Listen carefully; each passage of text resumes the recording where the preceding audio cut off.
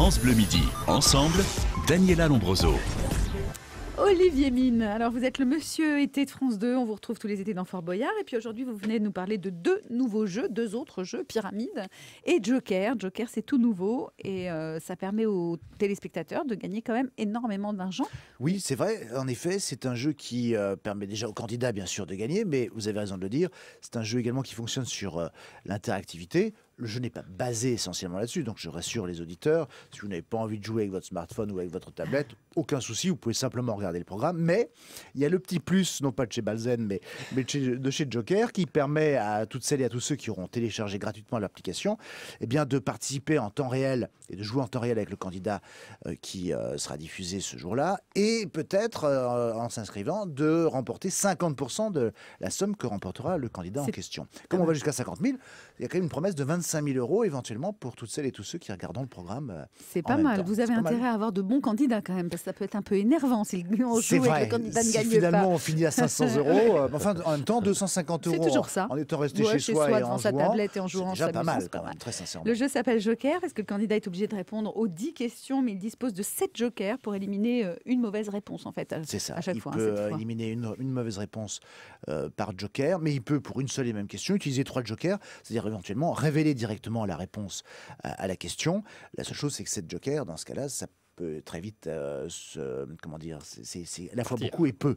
Et donc on peut très vite se retrouver sans joker à l'arrivée. Et comme vous l'avez dit, comme ce n'est pas éliminatoire, la seule chose, c'est que le candidat ne peut quitter le jeu qu'au terme de la 10e question. Donc, une fois que vous n'avez plus de joker, le seul souci... Là, vous commencez à perdre de l'argent.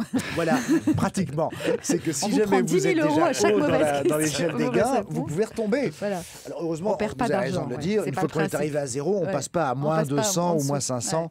Pourtant, ça pourrait être un autre concept de jeu. Le service public pourrait faire appel aux contributions généreuses des candidats. C'est un jeu bien français, en tout cas. On va écouter un extrait. 10 questions. Pour éliminer les mauvaises herbes, qu'est-il conseillé de verser dessus? De la bière, du lait, de l'eau bouillante ou du café? 7 jokers. Je vais prendre un joker. Il fait peur, je vous dis, il me fait peur. 50 000 €. Yes, c'est bon! Nous passons à 12 000 €. À une bonne réponse des 50 000 maintenant, Tristan. Pour la première fois, les erreurs ne sont pas éliminatoires. Aïe, aïe, aïe, aïe. Mais elles coûtent cher. Nous allons donc chuter de 3 niveaux. Accrochez-vous, voici Joker, le jeu où tout peut arriver. Joker, le jeu où tout peut arriver, c'est une belle promesse en tout cas. Vous revoilà animateur de jeu donc sur France 2, vous vous sentez à l'aise dans le job? Oui, je me sens à l'aise dans ce genre-là parce que on fait partie de la même famille pour ça. On n'a pas, on n'a pas de prétention particulière à penser qu'un genre est plus noble qu'un autre, même si on peut se trouver plus confortable avec certaines émissions qu'avec d'autres. Moi, il se fait que, très sincèrement, le talk-show fait partie de mon ADN, mais le jeu aussi. Et je trouve autant de plaisir, finalement, à pouvoir divertir les gens et à déconner moi-même à travers ces formats-là, qu'à interviewer des gens ou à faire des émissions d'accueil. Dans Joker, ce qu'il y a de cool, c'est qu'en effet, le format et la structure est très précise et très bien dessinée. Mais malgré tout, il y a plein d'espaces d'animation pour moi où je peux vraiment me lâcher. Où d'ailleurs, j'ai eu carte blanche de la part de la chaîne et de la prod, où je ne me suis rien interdit dans ma manière de réagir, à la fois aux réponses données par le candidat, mais également aux questions qui étaient posées. De quel animateur de jeu vous vous sentez proche, Olivier Mine ? Sincèrement, je ne me sens pas proche d'un animateur de jeu en particulier. Je regarde peu les jeux télévisés régulièrement. Je les regarde parce que voilà, c'est mon métier d'observer ce qui se fait par ailleurs. Mais je ne suis pas quelqu'un qui s'est toujours positionné par rapport aux autres. Moi, je suis très joueur. Oui. Je suis extrêmement joueur, mais je suis bon joueur. Contrairement à des gens comme mon pote Lafont qui, lui, déteste perdre. Moi, je peux très bien perdre et garder le sourire malgré tout. Olivier Mine, si vous deviez vous reconvertir, vous avez déclaré un jour que vous auriez choisi entre la restauration ou la prostitution. Original. Oui, mais j'avais continué parce que j'avais expliqué pourquoi. J'avais dit parce que finalement, dans les deux cas de figure, c'est un peu la quadrature du cercle. Il faut à la fois être chaud dans l'instant. Il faut proposer à... Attends, je sais plus, parce que tu sais, le problème, c'est toujours la même chose. Quand on se cite soi-même, généralement, c'est là où on merde. J'ai dit prostitution-restauration parce que dans les deux cas, il faut proposer un plat chaud et frais en même temps. Ah, Et c'est un peu la quadrature du cercle. Et j'ai dit ça pour botter en touche parce que... c'est un peu la même chose dans le jeu. Hein. Parce que c'est... Vous parlez pour la restauration? Votre pire job d'été, ça a été de nettoyer les toilettes d'un ministère en Belgique. Oui. C'est vrai. C'était le ministère du budget et de l'énergie. J'étais rentré là-dedans à 16 ans, 17 ans, en pensant qu'éventuellement on allait me donner des trucs à faire de rangement. On vous a dit vous allez rentrer dans un cabinet ministériel. Ah oui, et en fait, le cabinet, oui, pour c'était le nettoyer les cabinet tout court. toilettes. Oui, c'est le cabinet tout court. Et je peux vous dire, je ne pense pas que ça ait forcément beaucoup changé depuis, et Belgique ou France ne change pas grand-chose à l'affaire non plus. Bizarrement, dans les ministères, je ne sais pas pourquoi, mais du côté des toilettes hommes, ils n'arrivent pas à viser dans la cuvette. Toujours à côté.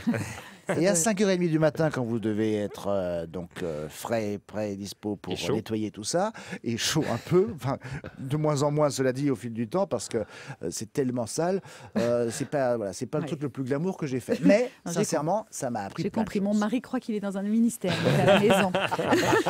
Ça va être chaud chez les Lombroso ce soir.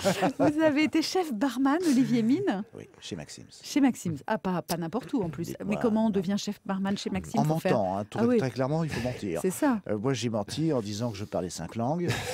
J'ai menti en disant que j'avais été chef barman à Bruxelles. À l'époque, ce qui est bien, c'est qu'il n'y avait pas Internet. Donc, vous ne pouvez pas faire Googliser Google, et bien quelqu'un. sûr. Ouais. Donc, le mensonge était pas une carte d'entrée immédiate, mais ça permettait en tout cas éventuellement de tenter sa chance. Et ils m'ont pris. Ils ont, au bout de 15 jours, très vite compris surtout que j'étais pas du tout chef barman. Et au bout d'un mois, ils m'ont demandé si éventuellement c'était pas une meilleure idée que je m'en aille. Et donc, je ne Oui, suis ça pas va resté vraiment pas très durer longtemps. longtemps. Non. Ouais. Mais attention, en parallèle de ça, comme c'était non pas chez Maxim's rue Royale, mais c'était la résidence Maxim's que Cardin avait ouvert à avenue Gabriel, je me retrouvais également, parce que le bar n'était pas toujours très occupé, je me retrouvais également au room service, où je servais le matin des vieilles comtesses ou de vieilles baronnes en déshabillé vaporeux qui n'avaient absolument pour le coup aucun doute sur leur sex appeal alors que je crois que la dernière chose qui fonctionnait dans la chambre à pile c'était plutôt des sextoys, mais ça s'arrêtait là. Et j'ai Voir même des pacemakers. ou des pacemakers, et j'ai été jusqu'à préparer la chambre de Betty Davis pour son arrivée à Paris. Puisque j'étais chef barman, c'est moi qui m'occupais du bar, des chambres de prestige. Ah oui. Donc je me suis occupé de la chambre de Mrs. Davis. Et malheureusement, je n'ai jamais vu Betty Davis, puisqu'elle devait arriver le lendemain matin. Et elle est partie tout de suite à l'hôpital américain, mais à la morgue, puisqu'elle était morte à Saint-Sébastien. Et en fait, on rapatriait le corps avant qu'elle ne reparte en Amérique. Donc, Vous-même, Olivier Mine, depuis une quinzaine d'années, vous vivez aux États-Unis, à Los Angeles? Depuis 6 ans, en fait, réellement. Il y a 15 ans, vous avez raison, j'étais étudiant là-bas. Et puis, j'y suis retourné il y a 7 ans. Et puis, j'ai eu ma green card il y a un peu plus de 5 ans maintenant. Donc, Oui. vous travaillez maintenant là-bas aux Donc, États-Unis? je travaille également là-bas. Qu'est-ce que vous faites là-bas, Olivier Mine? Écoutez, là-bas, je fais des choses qui n'ont pas grand rapport avec ce que je fais ici, finalement. Je fais des repérages pour des sociétés de prod, je fais de la prod exé pour des tournages de doc ou de fiction. Je tourne des images également pour des documentaires français, belges ou allemands. Vous avez monté une société J'ai là-bas? monté une petite structure, mais vous savez, là-bas, les structures, on les monte en quelques heures oui. seulement. C'est très simple et ça permet de se rendre très vite indépendant. Donc, ça, c'est l'Amérique. Alors après, il y a plein d'autres. Vous côté êtes heureux là-bas? négatif, hein. J'y suis heureux parce que c'est une terre de renaissance.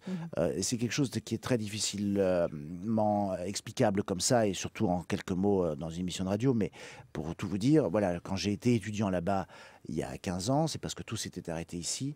Et ce sont les professeurs que j'ai eus à l'Actor Studio, ce sont les gens que j'ai rencontrés dans certains studios, parce que j'ai travaillé... Quand vous dites étudiant, vous aviez étudié quoi? J'étais étudiant en art dramatique. En art dramatique, J'étais voilà. étudiant en Mais art à 30 ans, dramatique. vous aviez déjà 30 J'avais ans. 35 ans. 35 ans. Il y avait un sentiment d'échec quand même assez Ouais. fort chez moi. Et ce sentiment d'échec s'est évanoui grâce aux gens que j'ai rencontrés et qui m'ont encadré là-bas. Et je me suis reconstruit sur cette terre. Donc j'ai un lien particulier avec cet endroit. Parce que sinon, Los Angeles, c'est Vélizy, simplement avec, une température un peu plus élevée et quelques palmiers. Mais Et un ciel bleu on peut quand pas même. dire que Olivier ce soit Mine, très qui est joli. votre invité aujourd'hui. On va reparler évidemment de Joker et de Pyramide, puisque vous êtes de retour sur France 2 avec ces jeux. Mais dans un instant, c'est Thierry Garcia. Il a des appels de stars pour vous. France Bleu.